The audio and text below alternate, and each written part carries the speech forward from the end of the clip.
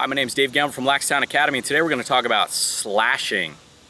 Slashing. Let me read to you specifically what it says in the National Federation of High School Rulebook, and then I'll explain some of the differences between the rules here and in the youth league. So the only article that you really need to know about, there's 3 separate articles for slashing here in the rulebook, but here's the one that you need to know and understand. Swinging across at an opponent's cross or body with deliberate viciousness or reckless abandon, regardless of whether the opponent's cross or body is struck. Okay, so regardless of whether or not the player makes contact with a stick, you can call slashing. What would that look like? Generally speaking, kids winding up and slashing two-handed like that, an axe handle or baseball bat type swing.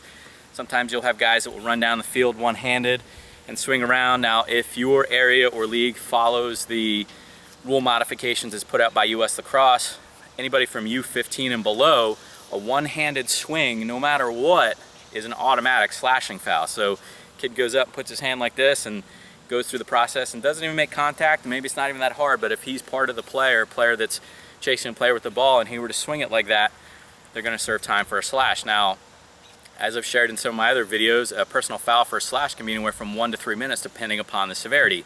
So generally speaking, if you see a kid who does a two-handed swing and makes contact, you're probably going to get a multiple minute foul, probably 2 to 3 minutes. Could be an ejection depending upon the severity of the slash. So that's what slashing looks like. The other thing to consider, sometimes parents think that even though it's a nice hard slash but it gets the player on the gloves, that it shouldn't be a slash.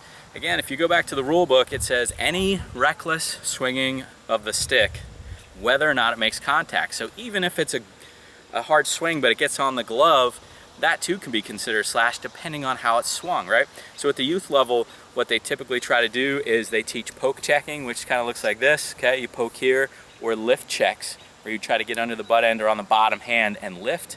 That doesn't look anything like this. And so if you have good coaching and they're teaching the poke check or the lift, you don't see this motion as part of it. So U15 down to U9, one-handed automatically is slash, but if you don't ever teach that, the poke and the lift are very effective checks, and you shouldn't really be getting into the situation. What happens is your son is watching college lacrosse on the weekends on ESPN or CBS Sports Network, and they see the college kids swing like this, and the difference is those kids come around, and when they make contact, most of the time, because they're so skilled, they're making contact with the stick and the ball is coming out. Younger levels, they try that. They don't have the body control or control of their stick, and so when they swing it that way, they're making contact, and that can hurt, whether or not you have gloves, arm pads, especially if you get hit in the head. So that's what slashing looks like. So you could technically have slashing called whether or not the player makes contact. And I'll tell you, at the youth levels, a lot of times we're trying to coach those kids up and explain to them what's going on, and so you will see that flag more often than not, just to teach them that that is not part of the game. Slashing like this is not part of the game.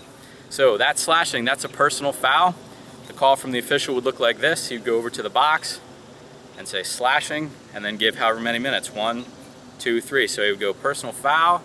You'll see him go slash, 1, 2, or 3 minutes depending on the severity of the foul, and then that player would serve time in the box. Slashing is also, since it's a personal foul, if the slash were to occur, you would have a flag down and the team were to score a goal, the slash is still served. So the player who committed the slash would come off, the goal goes on the board.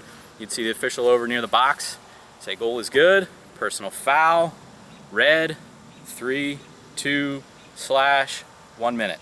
So he would have to go serve that foul, then they would have a shorthanded face-off. So that's slashing. For other awesome lacrosse videos that explain the differences between the National Federation of High School Rules and Youth Lacrosse, make sure you visit us at laxtown.com.